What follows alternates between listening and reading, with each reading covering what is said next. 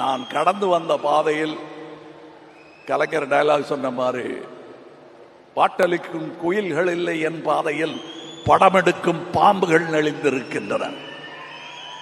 ஆகாரத்திற்காக அழுக்கச் சாப்பிட்டு தடாகத்தை சுற்றப்படுத்துகிறதே மீன், அதை போல நான். இது கலைஞர் சொன்னது. நான் பேசுற எல்லாமே காப்பி அடிச்சது தான். அதனால சும்மா அபிராமி வந்து பிட் அடிக்கிறீங்களான்னு அவர் கேட்டார். நானே பிட்டு தான். அதுவும் பள்ளிக்கூடத்துக்கே போகாத பையன், பிலிம் இன்ஸ்டியூட்டுக்கும் போகாத பையன் பிட் அடிக்காம வேற என்ன பண்ணுவான்? நான் பிட் அடிச்சு சினிமாவுக்காக ஒரு டாக்டர் பட்டம் வேற கொடுத்துட்டாங்க. அது எங்க அக்காட்டெல்லாம் நான் காட்டவே இல்லை. தலையில கூட்டி, உனக்கு இது வேற குறைவா, படிச்சிருக்கலாம்ல அப்படின்னு வைவாங்க.